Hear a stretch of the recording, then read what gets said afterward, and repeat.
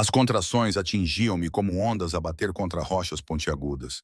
Implacáveis, impiedosas, roubavam-me o fôlego antes que eu pudesse recuperar totalmente da última.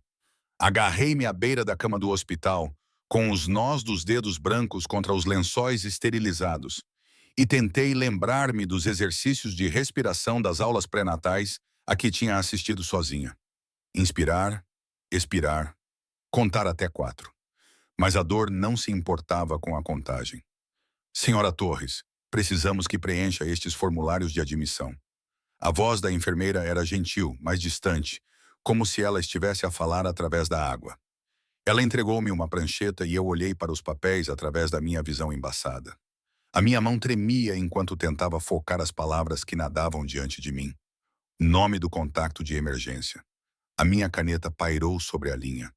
A sala de parto parecia incrivelmente fria, apesar do suor que escorria pela minha testa e pelas minhas têmporas. Eu deveria escrever o nome da minha irmã Sofia, que morava em 3 estados de distância e não retornava às minhas chamadas há 2 meses.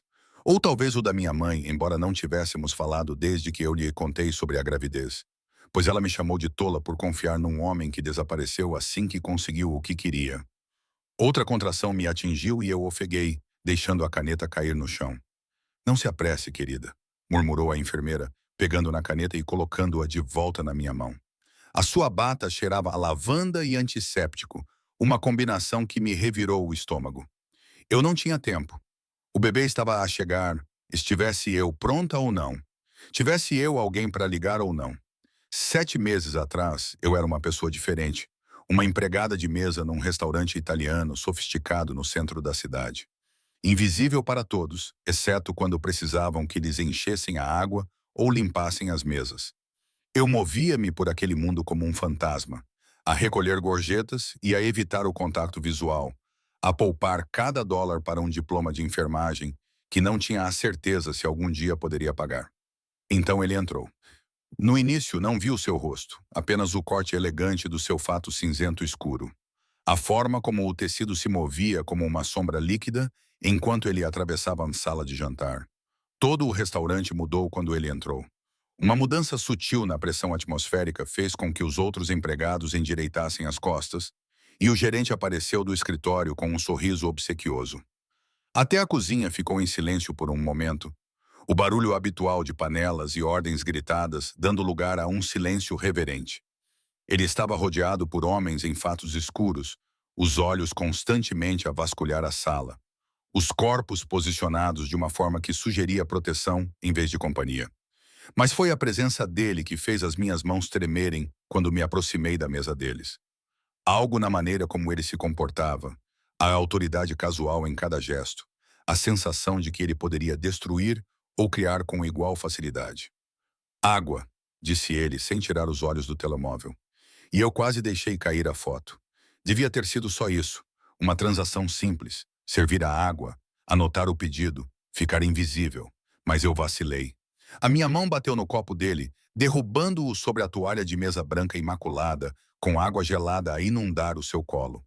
Eu congelei, horrorizada, vendo a catástrofe se desenrolar em câmera lenta, já calculando quantos turnos seriam necessários para pagar pelo terno arruinado. Então ele olhou para mim. Os seus olhos eram da cor de uísque envelhecido, âmbar escuro com reflexos dourados que refletiam a luz das velas. Havia algo perigoso naquele olhar, algo que fazia todos os meus instintos gritarem para eu correr, mas também havia curiosidade. Um foco repentino que parecia ser apanhada por um holofote. Sinto muito, gaguejei pegando guardanapos, tentando secar a água antes que causasse mais danos. O meu gerente apareceu como um demônio conjurado, já se desculpando profusamente, já prometendo pagar toda a refeição, despedir a empregada de mesa desastrada, sacrificar o que fosse necessário para apaziguar aquele homem. Deixe-nos. A sua voz era baixa, pouco acima de um murmúrio, mas transmitia uma autoridade absoluta. O meu gerente empalideceu e recuou. Os outros homens à mesa se mexeram, levando as mãos aos casacos num gesto que me gelou o sangue. Eu fiquei ali, paralisada, segurando guardanapos encharcados, esperando pelo que viria a seguir. "Qual é o seu nome?" ele perguntou. E de alguma forma isso foi mais assustador do que a raiva teria sido. Helena, sussurrei. Helena Torres. Ele estudou-me por um longo momento, e eu senti-me exposta sob aquele olhar, como se ele pudesse ver todos os segredos, todos os medos, todas as esperanças desesperadas que eu já tivera. Então ele sorriu, um sorriso lento e perigoso que não chegou aos seus olhos. Helena Torres, repetiu ele, saboreando o meu nome como se fosse vinho. Pode ir. Eu fugi. Mas isso deveria ter sido o fim. Deveria ter sido. Outra contração percorreu meu corpo, arrastando-me de volta ao presente, a cama do hospital e a prancheta ainda equilibrada nos meus joelhos. Pressionei a caneta no papel, a minha caligrafia trêmula e irregular. Contacto de emergência, Dante Moretti. Não sabia por que escrevi o nome dele.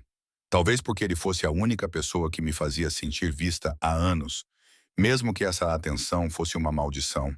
Talvez porque uma parte irracional de mim se lembrasse da maneira como ele me olhou do outro lado da mesa do restaurante. Da maneira como ele apareceu no meu apartamento na noite seguinte com uma dúzia de rosas pretas e um convite que eu deveria ter recusado. Talvez porque eu estivesse sozinha e apavorada e ele fosse o único nome que me vinha à cabeça. A enfermeira pegou a prancheta e examinou as informações com eficiência profissional. Suas sobrancelhas se ergueram ligeiramente quando leu o nome e algo passou por seu rosto. Reconhecimento. Medo. Mas ela não disse nada. Apenas prendeu os formulários à minha ficha e ajudou-me a vestir uma bata de hospital que parecia papel de seda contra a minha pele. O médico chegará em breve, disse ela. E então fiquei sozinha novamente, rodeada pelo bip dos monitores e pelo cheiro antisséptico dos produtos de limpeza industriais. Nunca contei ao Dante sobre a gravidez. Como poderia? Depois daquela primeira noite, depois de ele me ter levado para uma cobertura com vista para toda a cidade, depois de me ter tocado como se eu fosse algo precioso e frágil, depois de ter sussurrado coisas em italiano contra a minha pele que soavam como orações ou maldições. Depois de tudo isso, acordei e descobri que ele tinha ido embora. Não apenas da cama, mas da cidade, de acordo com os boatos do restaurante. Negócios na Sicília, alguém disse. Assuntos de família. Esperei 2 semanas antes de fazer o teste de gravidez, mais 3 antes de aceitar a realidade. E a essa altura, localizar um homem como Dante Moretti parecia impossível e tolo na mesma medida. Homens como ele não queriam complicações. Não queriam que garçonetes ligassem com notícias que os prendessem, os ancorassem a erros cometidos em momentos de paixão. Então, eu fiquei em silêncio. Trabalhei em turnos duplos até meus pés incharem e minhas costas gritarem em protesto. Mudei-me para um apartamento mais barato. Um estúdio num bairro onde as sirenes eram canções de embalar e o cheiro do lixo no verão era tão forte que dava para sentir o gosto. Economizei cada centavo, comprei roupas de bebê em segunda mão, montei um berço que veio numa caixa com instruções em 3 idiomas. Preparei-me para fazer isso sozinha. A contração que se seguiu fez-me gritar, um som que mal reconheci como meu. A enfermeira voltou a correr, verificou os monitores e murmurou palavras de conforto que soaram vazias. A dor estava a evoluir, passando de ondas para algo constante e consumidor. Um fogo que começou na minha coluna e se espalhou por todos os nervos. Está a progredir rapidamente, disse a enfermeira, e eu tive vontade de rir do absurdo. Progredindo para quê? Para a maternidade solteira, a pobreza, uma vida de luta para equilibrar os cuidados com a criança e o trabalho, e o peso esmagador de fazer tudo sozinha. A porta do meu quarto se abriu com um estrondo. A princípio, pensei que estava a alucinar devido à dor que meu cérebro privado de oxigênio o havia conjurado do desespero e da memória, porque não podia ser real. Dante Moretti entrou na minha sala de parto como se fosse o dono do lugar. A sua presença encheu o espaço até que as paredes pareceram encolher. Ele usava um fato preto que provavelmente custou mais do que eu ganhei em 6 meses. O seu cabelo escuro estava ligeiramente despenteado. Os seus olhos âmbar fixos em mim com uma intensidade que fez o meu coração parar. Atrás dele, 2 homens em fatos escuros posicionaram-se do lado de fora da porta. Todos para fora, disse ele, com a mesma voz calma e autoritária que eu me lembrava do restaurante. Senhor, esta é uma área restrita, começou a enfermeira. Ela fugiu. Nós olhamos um para o outro através da sala esterilizada, e eu vi um músculo a tremer no seu maxilar. As suas mãos estavam cerradas ao lado do corpo e havia algo selvagem nos seus olhos, algo mal controlado. Helena, disse ele, o meu nome áspero na sua garganta. Por que diabos não me contaste? Não consegui te responder. Outra contração roubou a minha voz, fazendo-me inclinar para a frente enquanto a dor cortava o meu corpo como uma lâmina. Ouvi-o mover-se, passos rápidos e decisivos que o levaram até a minha cabeceira. E então a sua mão estava lá, segurando a minha com uma força que deveria ter doído, mas que, em vez disso, me ancorou a algo sólido. Respire, ordenou ele, com a outra mão pressionando a minha região lombar com uma gentileza surpreendente. Olhe para mim, Helena. Respire. Forcei os olhos a abrir, encontrei o seu olhar e dei por mim a respirar em sincronia com ele, sem pensar conscientemente. A contração atingiu o pico e começou a diminuir, deixando-me a tremer e encharcada em suor.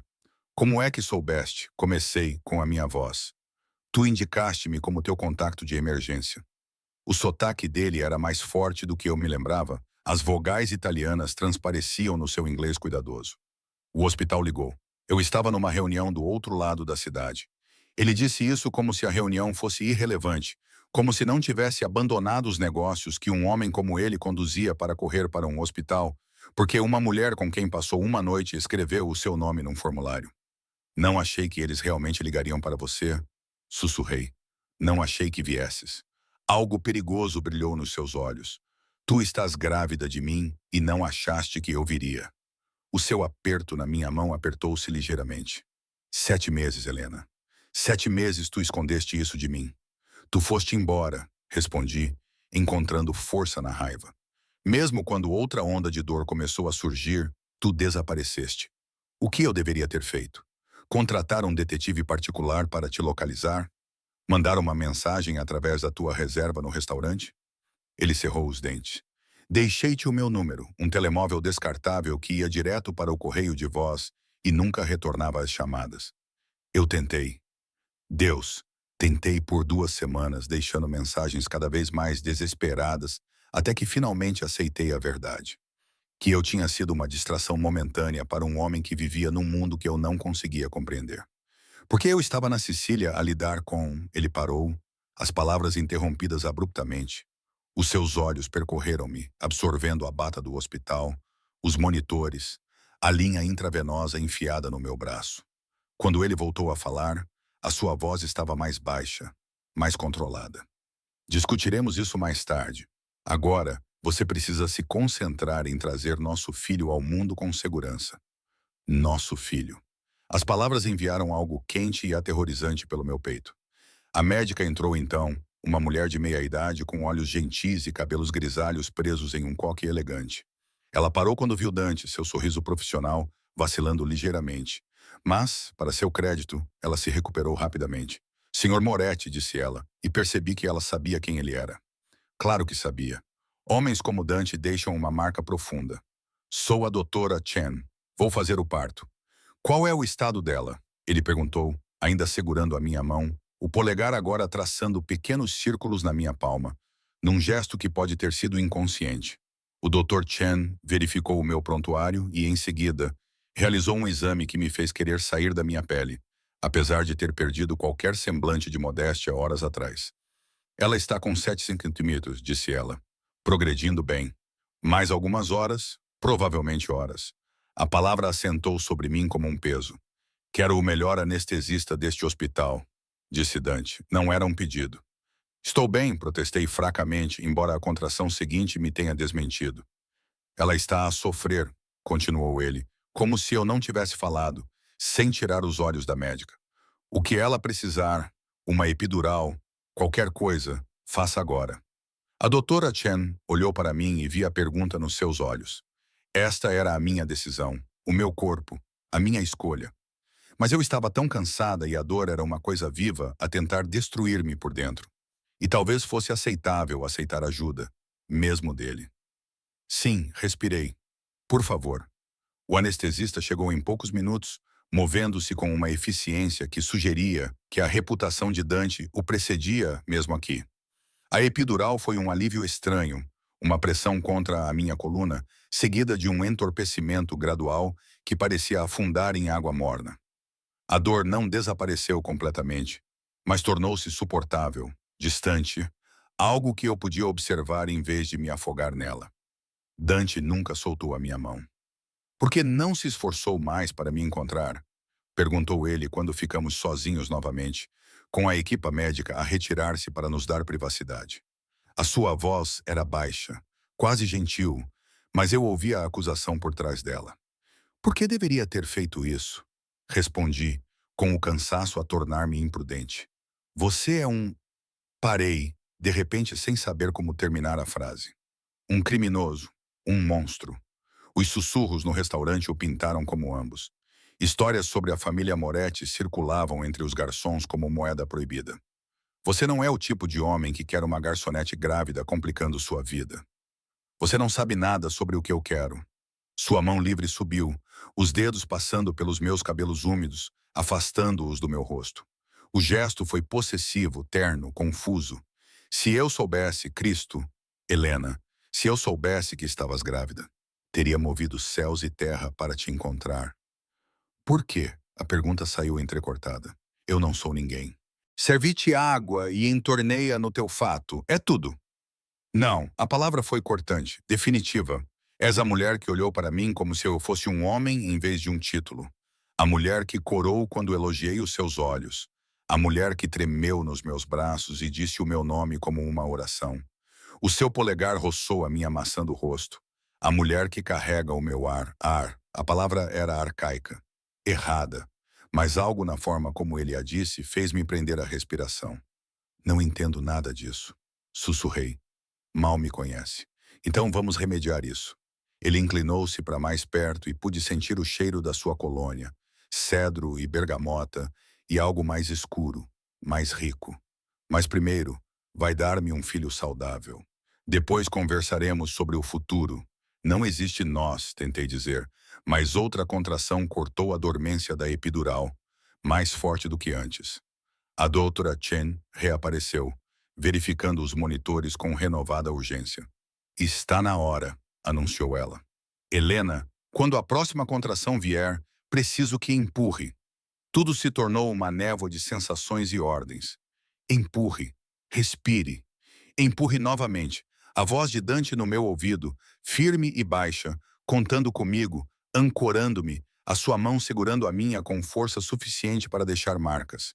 E de alguma forma, essa dor era estabilizadora, algo real em que me concentrar quando tudo o resto parecia caótico. Consigo ver a cabeça, disse a Dora Chen. Mais um grande empurrão, Helena. Reuni todas as forças que me restavam e empurrei, sentindo o meu corpo esticar e rasgar, sentindo algo ceder.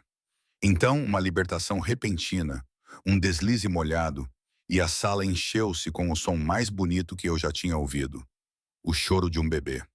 É um menino, doutor, disse Chen, levantando uma pequena criatura contorcida, coberta de vernix e sangue. Um menino saudável. Colocaram-no no meu peito. Este ser humano incrivelmente pequeno, com cabelo escuro colado ao crânio e olhos que não conseguiam focar bem, mas que pareciam olhar para mim mesmo assim. O meu filho, o meu bebê.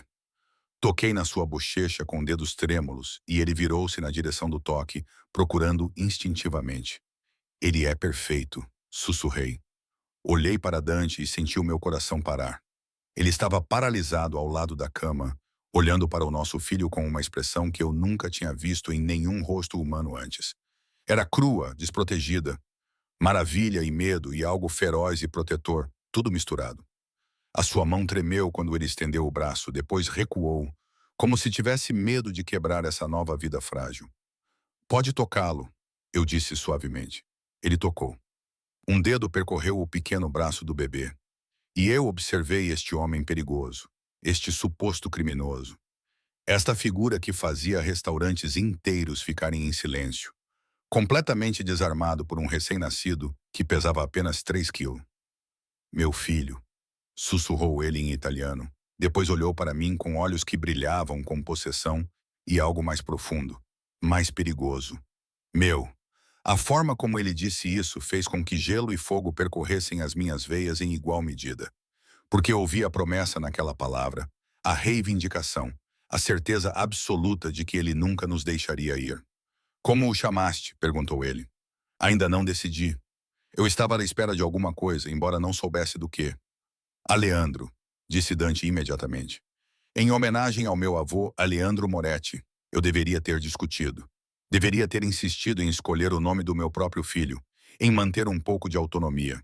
Mas eu estava tão cansada, e o nome combinava de alguma forma, olhando para aquele bebê minúsculo, de cabelos escuros, que tinha o nariz forte e o queixo determinado do pai. Alessandro, repeti, testando. Sandro, para abreviar. O sorriso de Dante era brilhante e assustador. Ele se inclinou e pressionou os lábios na minha testa, um gesto que parecia selar um contrato que eu não havia concordado. Descanse agora, cara Mia, murmurou ele. Eu cuidarei de tudo. Essas palavras deveriam ter me confortado. Em vez disso, pareceram o fechar de uma porta de gaiola, suave, gentil, mas definitiva. Acordei com o som de vozes baixas falando italiano rapidamente. O quarto do hospital estava escuro, o sol do final da tarde a filtrar-se pelas persianas entreabertas, lançando tudo numa luz âmbar.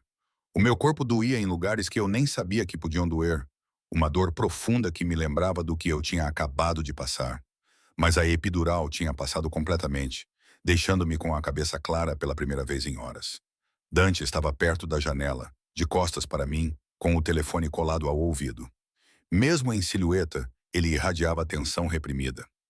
Um dos seus homens, aquele com uma cicatriz a dividir a sobrancelha esquerda, estava de guarda à porta, a sua presença uma lembrança de que aquele não era um quarto de hospital normal.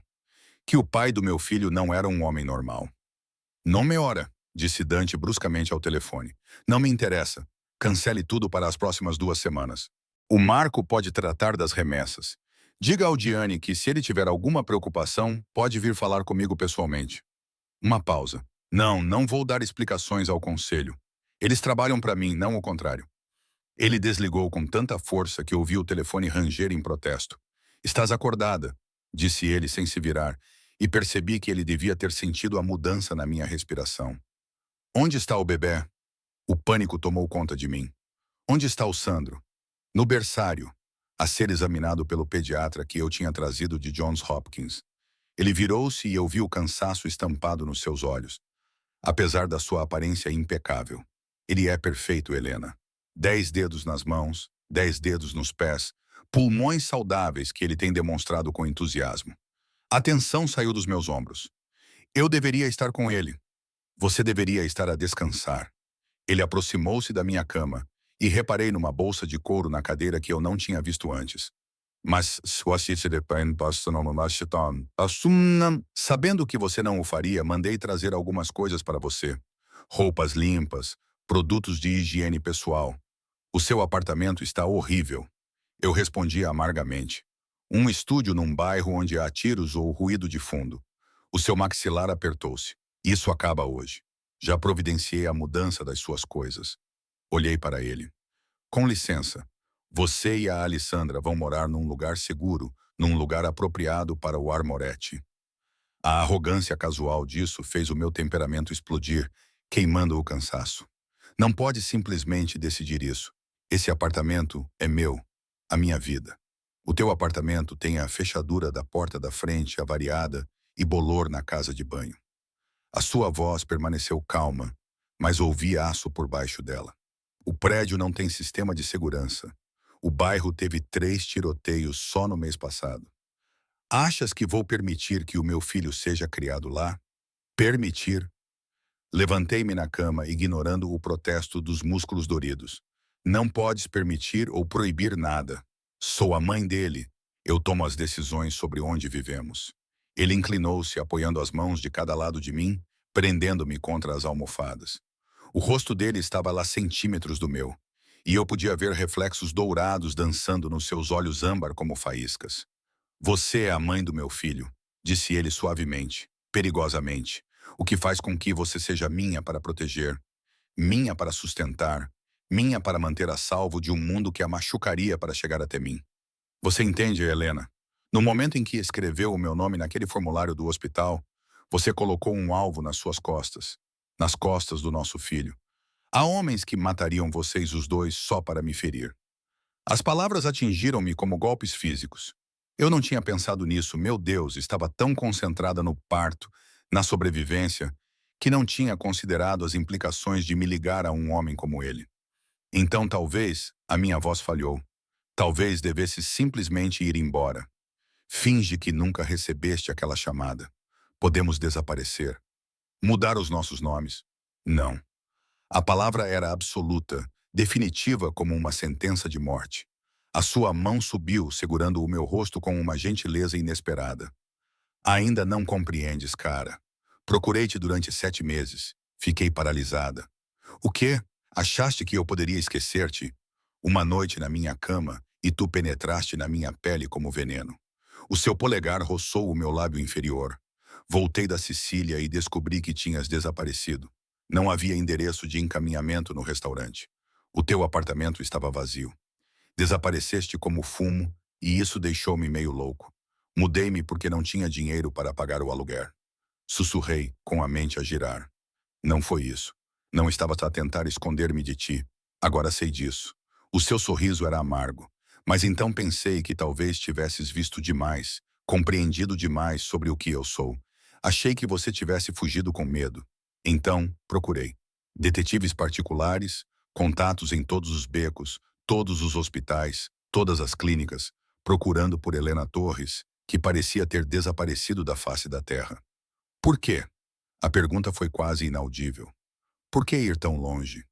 Porque você é minha, ele disse como se fosse óbvio, inevitável. Desde o momento em que te provei pela primeira vez, ouvi você chamar meu nome pela primeira vez. Minha, Helena, e eu protejo o que é meu. Antes que eu pudesse responder, uma enfermeira bateu a porta e entrou, empurrando um berço transparente.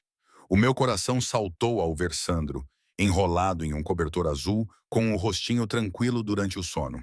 Alguém quer a mamã, disse a enfermeira alegremente, claramente alheia à tensão que pairava na sala. Ela mostrou-me como segurá-lo corretamente, como posicioná-lo para amamentar. A primeira tentativa de amamentação foi estranha e dolorosa, mas, por fim, Sandro agarrou-se ao peito e sentiu uma onda de hormonas que fez os meus olhos arderem com lágrimas inesperadas. Dante observava com uma intensidade que deveria ter me deixado desconfortável. Em vez disso, senti-me protegida, quase reverente. Providenciei uma suíte privada, disse ele assim que a enfermeira saiu. 2 quartos, banheiro privativo, guardas posicionados. Você será transferida para lá dentro de 1 hora. Dante. E contratei uma enfermeira noturna, alguém aprovada pela minha equipe de segurança. Ela ajudará com a amamentação para que você possa dormir. Não tenho condições financeiras para isso. Você não vai pagar por nada. Ele sentou-se na cadeira ao lado da minha cama, perto o suficiente para tocar. Nunca mais. Os teus dias de turnos duplos e de viver na miséria acabaram. Parte de mim queria discutir, agarrar-me à independência e ao orgulho, mas olhei para o rosto minúsculo de Sandro, os seus dedos impossivelmente pequenos a flexionar-se contra o meu peito, e senti o peso da realidade assentar sobre mim. Como poderia voltar para aquele estúdio? Como poderia trabalhar 60 horas por semana com um recém-nascido?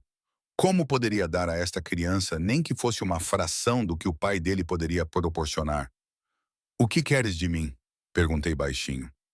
Dante estendeu a mão, acariciando a cabeça felpuda de Sandro com uma gentileza comovente. Quero que vocês dois estejam seguros. Quero que o meu filho cresça conhecendo o pai. Quero... Ele fez uma pausa e algo vulnerável passou pelo seu rosto antes que a máscara voltasse ao lugar. Quero uma família, Helena. Algo que nunca pensei que teria. Não sei como fazer parte do teu mundo, admiti. Não conheço as regras, os perigos. Eu era apenas uma empregada de mesa. És a mãe de Alessandro. Isso faz de ti a pessoa mais importante do meu mundo. A mão dele afastou-se de Sandro para acariciar a minha bochecha. E eu ensinar-te-ei tudo o que precisas de saber. Como navegar no meu mundo. Como proteger-te. Como ser a dona da família Moretti. Dona esposa. A implicação pairou entre nós. Aterrorizante e tentadora. Estás a falar de casamento, disse eu com a voz trêmula. Por fim, o seu sorriso tornou-se predatório. Primeiro vais mudar-te para a minha casa. Deixa-me cuidar de ti, sustentar-vos aos dois. Deixa o Aleandro crescer forte sob a minha proteção. Depois, quando estiveres pronta, oficializaremos a nossa união. E se eu nunca estiver pronta, a sua expressão endureceu. Continuarás a viver sob o meu teto, sob a minha proteção, a criar o meu filho. Mas eu preferia que viesses para mim por vontade própria, Helena. Preferia que desejasses isto tanto quanto eu. Sandro terminou de se alimentar e soltou um pequeno suspiro de satisfação. Coloquei-o no meu ombro para arrotar e Dante imediatamente se levantou, pegou um pano da mesa de cabeceira e colocou-o sobre o meu ombro com uma competência surpreendente. Já fizeste isso antes, observei. Tenho primos mais novos, muitos primos mais novos. Um esboço de um sorriso verdadeiro cruzou o seu rosto. A família Moretti é extensa. Eles vão aceitar-me? A pergunta escapou antes que eu pudesse impedi-la. Uma ninguém que engravidou após uma noite. Eles vão aceitar-te porque eu ordeno. O seu tom não deixava margem para discussão e porque tu me deste um ar. No meu mundo, isso significa tudo. A transferência para a suíte privada aconteceu exatamente como Dante havia dito, de forma eficiente e rápida. Sem levar em conta o protocolo do hospital, os auxiliares de enfermagem ficaram em posição de sentido. As enfermeiras correram para ajudar, e em uma hora eu me vi em um quarto que parecia mais um hotel de luxo do que uma enfermaria de hospital. A enfermeira da noite chegou ao anoitecer. Uma mulher robusta chamada Rosa, com olhos gentis e mãos delicadas, que falava italiano com Dante e inglês comigo. Ela levou Sandro para a próxima mamada, insistindo que eu precisava descansar e eu estava exausta demais para discutir. Dante ficou.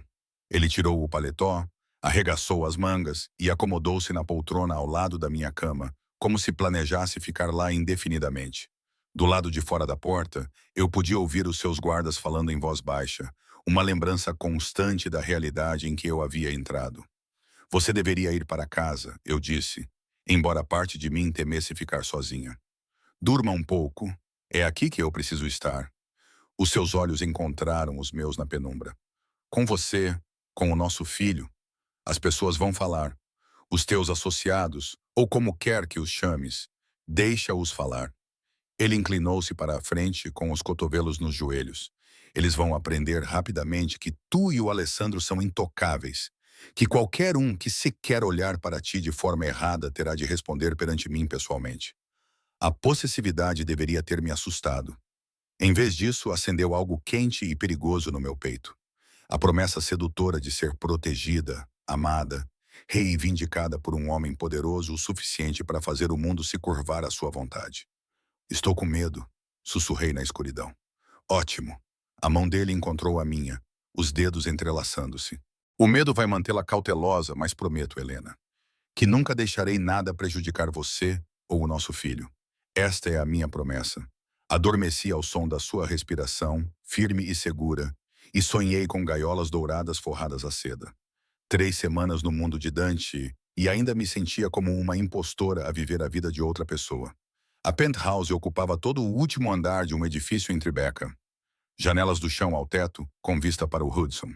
Pisos de mármore que ecoavam a cada passo. Quartos tão vastos que pareciam engolir o som. O meu antigo estúdio caberia sozinho na casa de banho principal, onde uma banheira do tamanho de uma pequena piscina ficava sob um lustre que provavelmente custou mais do que eu ganhei em toda a minha vida. O quarto do Sandro era um palácio em miniatura. Murais pintados à mão com cenas da zona rural italiana cobriam as paredes. Um berço feito de madeira de cerejeira ficava sob um móbile de delicadas estrelas de vidro que tocavam suavemente quando o ar-condicionado ligava. As prateleiras estavam cheias de bichos de pelúcia, livros em inglês e italiano, brinquedos que ele não teria idade para usar por anos. Tudo era perfeito. Tudo era assustador. Eu estava agora à janela do quarto do bebê, com Sandro a dormir encostado ao meu ombro, e observava a cidade estender-se abaixo de nós como um reino. Desta altura, as ruas pareciam limpas, organizadas, controláveis. Não se via o lixo, nem o desespero, nem as pessoas a lutar para sobreviver. Não se via quem eu tinha sido apenas um mês antes. Devias estar a descansar. A voz de Dante veio da porta, e virei-me para encontrá-lo encostado à moldura, gravata afrouxada, mangas da camisa enroladas até os cotovelos. Mesmo exausto, ele parecia perigoso. Uma pantera em repouso, toda energia enrolada e graça letal. Não consigo dormir quando ele dorme, admiti. Continuo a verificar se ele está a respirar. A Rosa está a monitorizá-lo. Ele atravessou a sala, a sua presença preenchendo o espaço. É para isso que apagamos. Eu sei, mas sou a mãe dele. Devia ser eu a fazer isso. Devia ser tu a cuidar de ti. As suas mãos pousaram nos meus ombros, os polegares pressionando os nós de tensão. Mal comes. Pareces um fantasma, cara. Isto não é sustentável. Eu queria discutir, mas o seu toque era muito bom, aliviando músculos que eu nem percebia que estavam a gritar. Deixei-o guiar-me até a cadeira de balanço, observei-o pegar no Sandra com facilidade e colocá-lo no berço. O nosso filho mal se mexeu, o seu pequeno peito subindo e descendo com uma regularidade pacífica. Venha, disse Dante, oferecendo a mão. Precisa de comer. A cozinha era toda em aço inoxidável e granito preto, equipada com eletrodomésticos que eu não sabia usar. Mas Dante movia-se por ela com uma competência surpreendente, tirando recipientes do frigorífico. Massa caseira, pão fresco, recipientes de molho com um cheiro divinal. Você cozinha? Perguntei, sentando-me num dos bancos altos. A minha avó insistia que todos os seus netos aprendessem. Ele sorriu, um sorriso verdadeiro que suavizou as linhas severas do seu rosto. Ela dizia, um homem que não sabe se alimentar não é homem nenhum. Observei-o aquecer a comida, mexê-la com cuidado, servir vinho para si e água para mim, já que eu ainda estava a amamentar. A domesticidade daquilo parecia surreal. Este homem que comandava impérios, que fazia pessoas desaparecerem com uma palavra, servindo-me massa à meia-noite numa cozinha que custava mais do que a maioria das casas. Come! Ordenou ele, deslizando o prato pelo balcão. Eu comi e quase gemi na primeira garfada. Isto é incrível, foi a minha tia que fez. Ela tem cozinhado o suficiente para alimentar um exército e manda-nos comida todos os dias. Ele encostou-se ao balcão, observando-me comer com satisfação. Toda a família está ansiosa para conhecer-te e ao Alessandro. O meu garfo parou a meio caminho da minha boca. Toda a família? Haverá uma reunião neste domingo. Nada formal. Apenas primos, tias, tios. Eles querem dar-vos as boas-vindas como deve ser. A dentada que eu tinha acabado de dar transformou-se em cinzas na minha boca. Dante, eu não consigo. Não sei como agir com pessoas assim. O que dizer?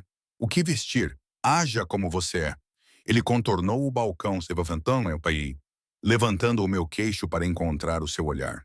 Diga o que pensa. Veste o que te fizer sentir confortável. Eles vão adorar-te porque eu te adoro e porque deste à família o seu mais novo herdeiro. Eu adoro-te. As palavras pairaram entre nós, casuais e devastadoras. Tu não me adoras, sussurrei. Tu mal me conheces. Eu sei que mordes o lábio quando estás nervosa. Sei que cantarolas. Sandro quando pensas que ninguém está a ouvir.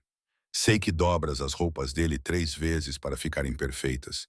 E verificas a respiração dele 17 vezes por noite. Sim, cara, eu tenho contado. O seu polegar roçou a minha maçã do rosto.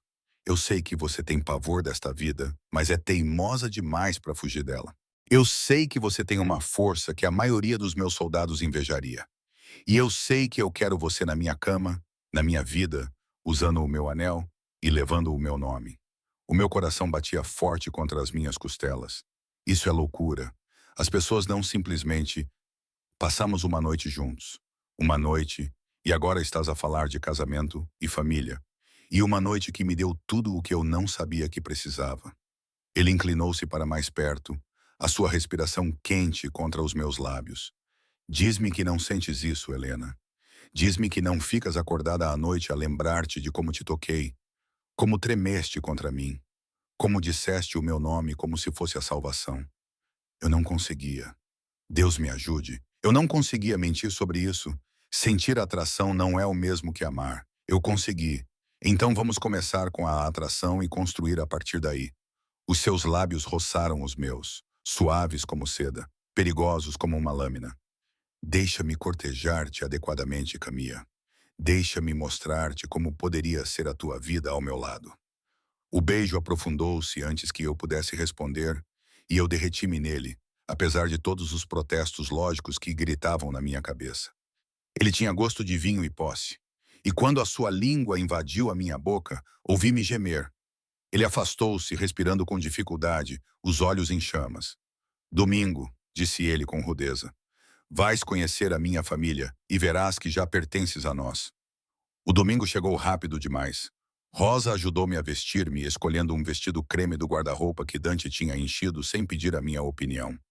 Era lindo, de cachemira macia que envolvia o meu corpo, elegante sem ser ostentoso. Ela prendeu o meu cabelo num coque solto, aplicou uma maquilhagem mínima e declarou-me perfeita. Eu sentia-me uma fraude. A reunião era na casa da tia dele, em Brooklyn, uma propriedade extensa escondida atrás de muros altos e portões eletrônicos. Carros enchiam a entrada circular. Modelos caros que eu reconhecia dos filmes. Homens em fatos escuros patrulhavam o terreno, falando em auriculares, os olhos constantemente à procura de ameaças. Dante ajudou-me a sair do carro, com Sandro na sua cadeirinha, e senti o olhar de cada guarda a avaliar-me e catalogar-me. A mulher que tinha capturado a atenção do chefe, a mãe do ar, a forasteira a quem foi concedida a entrada no reino. Relaxa, murmurou Dante ao meu ouvido. Eles conseguem sentir o medo. Isso não ajuda. O seu riso era baixo e genuíno. Sobreviveste ao parto e a 3 semanas comigo. Consegues sobreviver ao jantar de domingo. A porta da frente se abriu antes de chegarmos e uma mulher pequena, com cabelos cinza aço e olhos como os de Dante, lançou-se em nossa direção. Dante. Finalmente ela agarrou o rosto dele, puxando-o para baixo para beijar ambas as bochechas. Depois virou-se para mim com um olhar avaliador que me fez querer me contorcer. E esta é Helena, a rapariga que roubou o coração do meu sobrinho e nos deu um bebê antes mesmo de um casamento adequado. Zia Carla, disse Dante em tom de advertência. Oh, cale-se! Tenho idade suficiente para dizer o que penso. Ela olhou para Sandro e todo o seu rosto se transformou em ternura. Belíssimo. Ele já tem o queixo deles. E os seus olhos, Dante, posso. Entreguei o meu filho com as mãos trêmulas, observando esta estranha embalá-lo com facilidade experiente. Ela arrulhou em italiano e os olhos de Sandro se abriram, focando o rosto dela com curiosidade solene. Venham, entrem. Todos estão ansiosos para conhecê-los. Ela dirigiu-se para a casa, ainda segurando Sandro, e eu não tive escolha a não ser segui-la. A casa estava cheia de pessoas, pelo menos 30, talvez mais, homens em fatos caros, mulheres em vestidos de grife, crianças a correr entre os quartos com a confiança de quem foi criado no luxo. As conversas cessaram quando entramos. Todos os olhos se voltaram para avaliar a recém-chegada. A mão de Dante pousou possessivamente na minha cintura. Pessoal, esta é Helena Torres, mãe do meu filho, Alisandro. Ela está sob a minha proteção, o que significa que é da família. Tratem-na como tal. A mensagem era clara. Aceitem-na ou respondam perante mim. A multidão avançou. Tias queriam pegar o bebê, primos ofereciam parabéns, tios avaliavam-me com olhos perspicazes que não perdiam nada. Sorri até o rosto doer, aceitei beijos nas 2 bochechas, tentei lembrar nomes que esqueceria em 5 minutos. Durante tudo isso, Dante permaneceu por perto, uma presença sólida nas minhas costas. Está a ir muito bem, murmurou ele durante uma breve pausa. Veja, eles já a amam. Eles amam o Sandro, corrigi. Sou apenas a incubadora que por acaso está incluída. Errado. O seu braço deslizou pela minha cintura, puxando-me contra ele. O meu primo Marco não parou de olhar para ti. Talvez eu precise ter uma conversa com ele sobre limites apropriados. Olhei para o lado e vi um homem mais jovem, na casa dos 20 anos, bonito de um jeito juvenil, que rapidamente desviou o olhar quando os nossos olhos se encontraram. Ele só está curioso, eu disse. Ele está a pensar em coisas que vão magoá-lo. A possessividade na voz de Dante fez meu estômago revirar. Tu és minha, Helena. Quanto mais cedo todos entenderem isso, melhor. O jantar foi um evento luxuoso.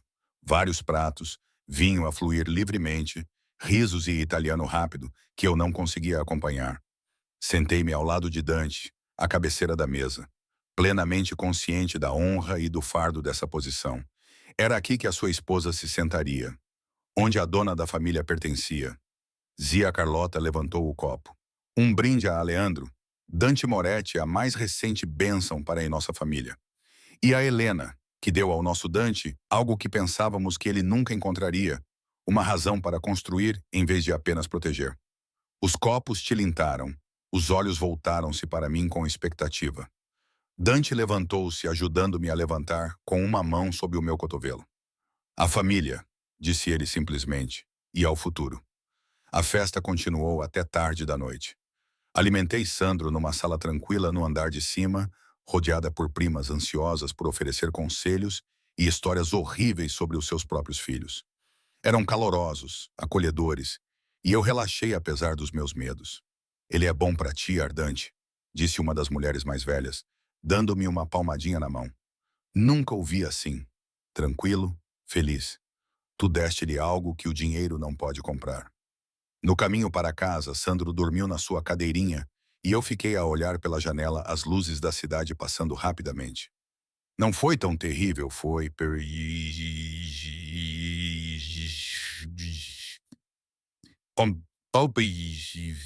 Perguntou Dante. Foi bom. A tua família é gentil? São protetores como eu. A sua mão encontrou a minha do outro lado do banco. Eles vão proteger-te a ti e ao Alessandro tão ferozmente quanto eu. Agora és uma de nós, cara. Para o bem ou para o mal? Para o bem ou para o mal, as palavras soaram como votos de casamento. De volta à cobertura, coloquei Sandro no berço enquanto Dante desaparecia no seu escritório para o que chamou de negócios inevitáveis. Vesti o pijama de seda que estava na minha cômoda e estava a ir para a cama quando ouvi a sua voz elevar-se, aguda de raiva. Eu não deveria ter parado, não deveria ter ouvido. Mas ouvi, não me importo com o que Castellana quer. Dante rosnou em inglês, claramente para que eu ouvisse já que estava por perto. A resposta é não. A minha família está fora de questão porque eu disse isso. E essa é a única razão de que precisas. Se ele tem preocupações, pode trazê-las a mim pessoalmente. Vamos resolver isto à maneira antiga. Uma pausa, depois um silêncio mais perigoso. Diz-lhe que se ele se aproximar da Helena ou do meu filho, vou reduzir o seu império a cinzas e salgar a terra onde ele existia. Estamos entendidos? A chamada terminou. O silêncio instalou-se. Afastou-se da porta com o coração a bater forte e quase gritou quando se virou e viu Dante parado no corredor atrás dela. O que ouviste? Perguntou ele suavemente. O suficiente, respondeu ela com voz trêmula. Quem é Castilhano? O que ele quer? A expressão de Dante era impassível. Um rival? Alguém que vê você e Alessandro como uma vantagem contra mim. Vantagem. A palavra tinha gosto de veneno. Você quer dizer reféns? Uma ameaça que eliminarei antes que se torne realidade. Ele se aproximou e vi assassinato nos seus olhos. Frio, calculado, certo. Este é o meu mundo, Helena. É disso que eu te protegi, mantendo-te perto. Há homens que te machucariam para me ferir, e eu matarei cada um deles antes de deixar isso acontecer. Eu deveria ter ficado horrorizada. Deveria ter agarrado Sandro e fugido. Em vez disso, entrei nos seus braços, deixei-o segurar-me contra a tempestade de violência que ele carregava dentro de si e sussurrei contra o seu peito. Então, mantenha-nos em segurança. Custe o que custar, os seus braços apertaram-me como faixas de aço. Sempre, ele jurou pela minha vida, pelo meu sangue, por tudo o que eu sou. Sempre. A ameaça veio 3 dias depois. Eu estava no quarto do bebê com Sandro, cantando uma canção de embalar que a minha mãe costumava cantar quando eu era pequena, quando Dante irrompeu pela porta com uma expressão que gelou o meu sangue. Faça as malas, disse ele. A sua voz era seca e controlada, o que significava que ele mal conseguia se controlar. O suficiente para 3 dias. Vamos partir em 10 minutos. O quê? Dante, o que está a acontecer? Castellano entrou em ação. Ele já estava a tirar roupas da minha cômoda, enfiando-as numa mala de couro sem a sua precisão habitual. Ele enviou flores para o átrio da cobertura, rosas pretas com um bilhete dizendo que estava ansioso para conhecer a Leandro em breve. As minhas mãos ficaram dormentes. Apertei Sandro com mais força e ele contorceu-se contra o meu peito, sentindo o meu medo. Ele ameaçou o nosso filho, sussurrei. Ele assinou a sua sentença de morte. Os olhos de Dante encontraram os meus e vi o predador totalmente liberto. Sem civilidade, sem contenção, apenas pura intenção letal. Mas primeiro, vou levar-vos aos dois, para um lugar onde ele não possa chegar, um lugar que nem eu confio a ninguém.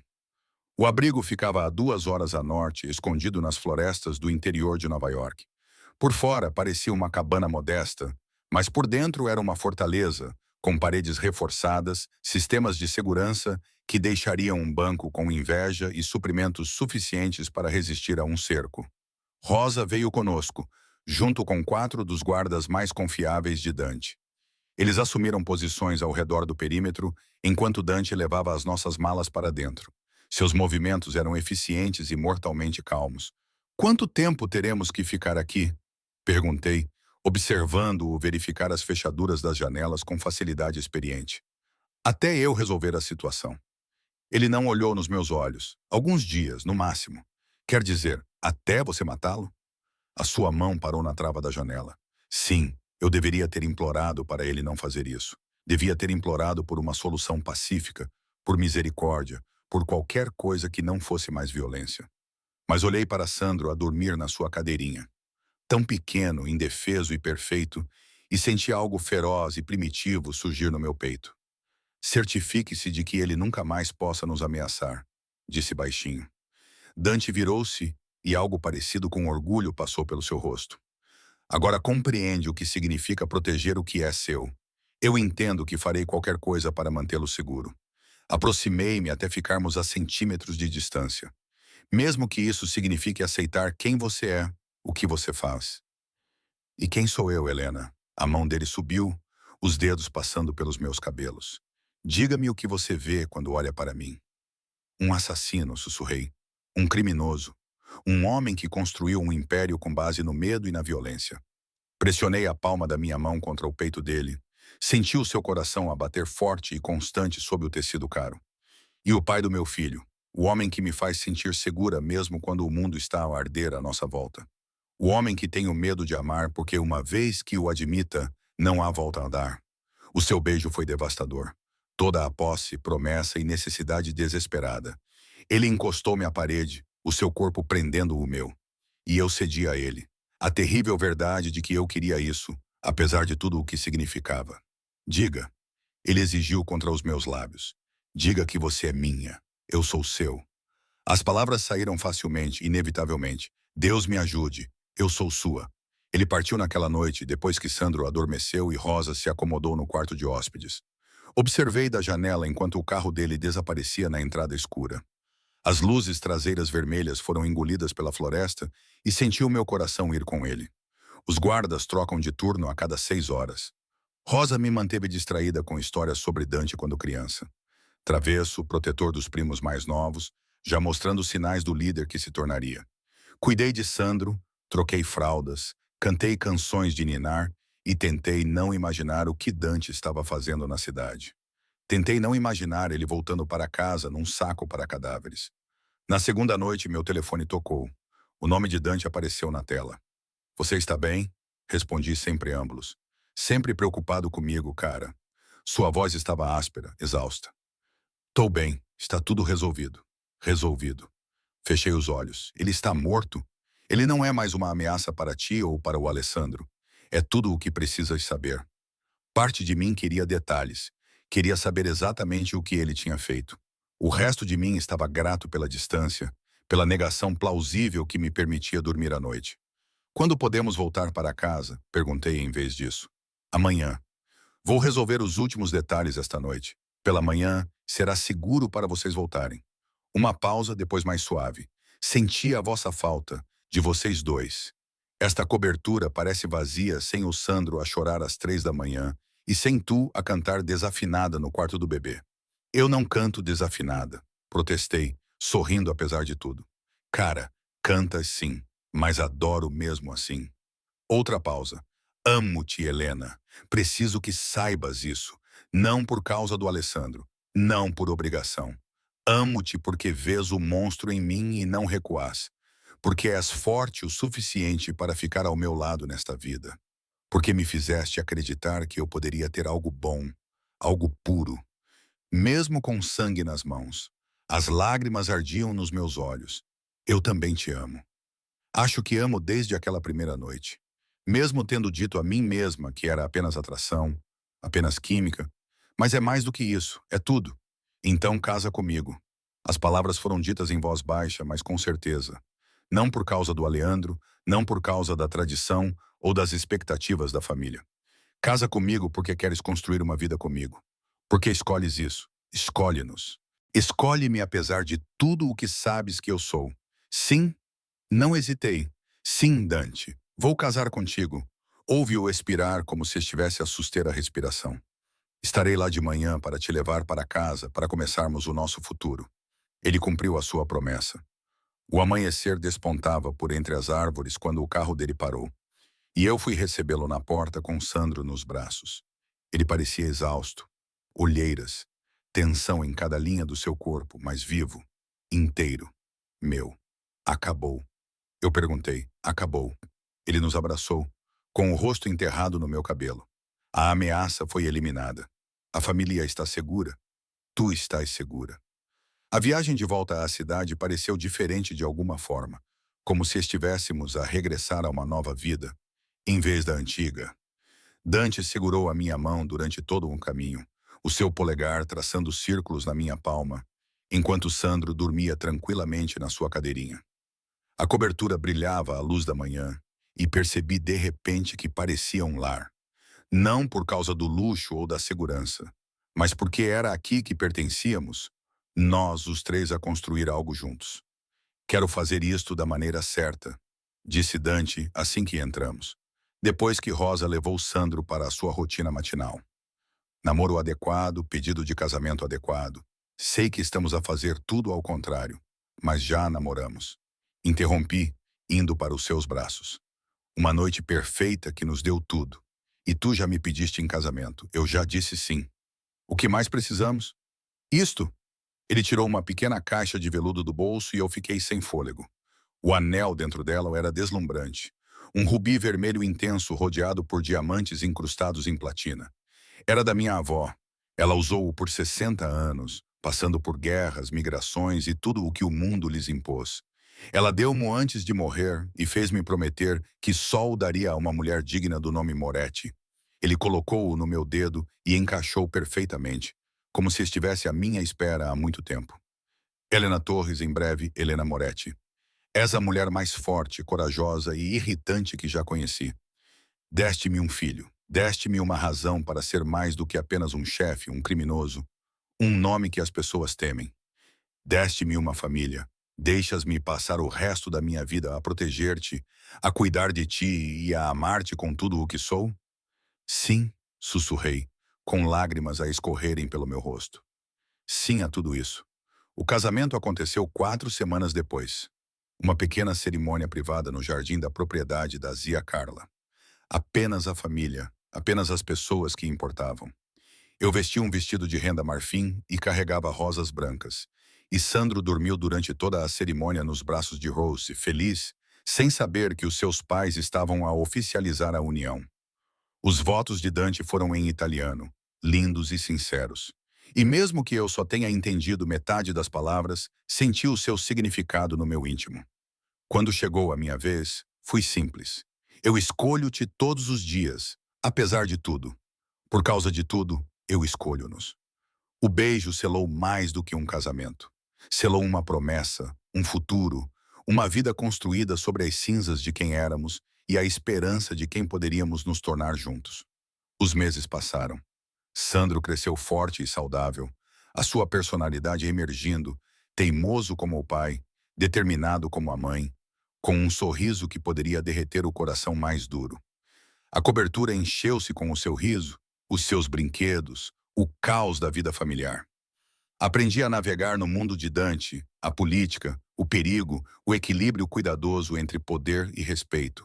Aprendi quais perguntas não fazer, quais portas permanecer fechadas, quais partes da sua vida eu nunca compreenderia totalmente.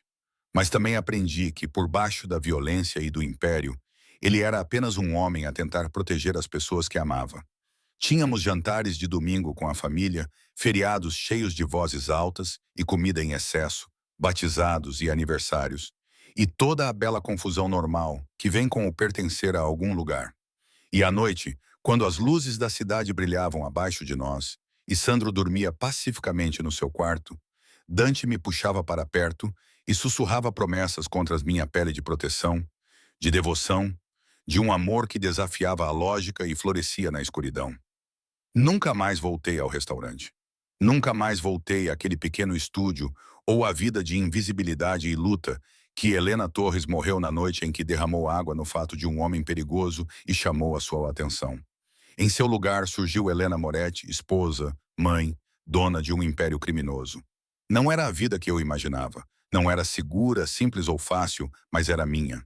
Nós éramos meus e eu atravessaria o fogo para mantê-los.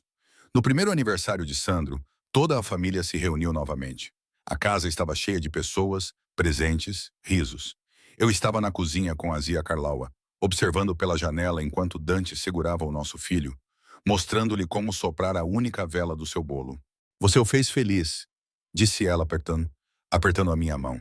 Eu não tinha certeza se alguém poderia, mas olhe para ele. Ele está mais suave agora, ainda perigoso, ainda mortal quando precisa ser. Mas há luz nele novamente. Tu e aquele bebê trouxeram-no de volta da escuridão. Ele também me salvou. Admiti que tinha uma vida apenas de sobrevivência. Ele deu-me uma razão para viver. É isso que o amor faz, criança. Ele salva-nos de nós mesmos.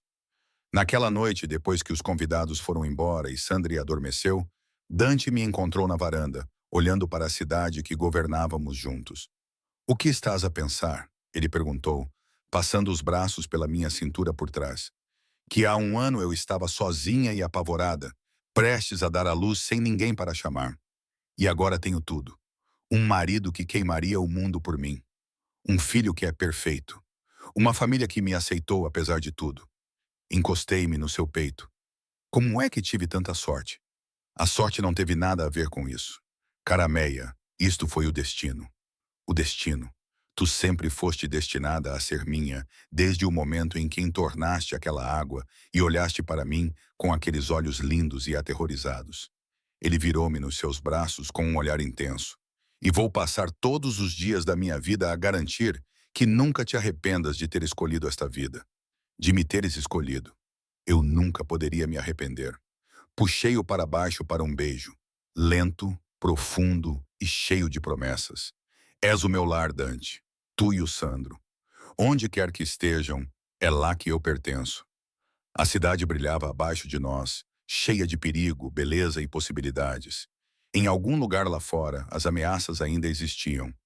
Os rivais conspiravam, o perigo espreitava nas sombras. Mas aqui, neste momento, envolvida nos braços do meu marido, com o nosso filho a dormir em segurança dentro de nós, eu me sentia invencível, protegida, amada. Eu tinha entrado no hospital sozinha e apavorada, com nada além do nome de um homem perigoso no formulário de contato de emergência. Saí de lá com tudo. Uma família, um futuro, um amor forte o suficiente para sobreviver a qualquer coisa. E eu faria tudo de novo. Cada momento doloroso, lindo e assustador. Porque isso me trouxe até aqui.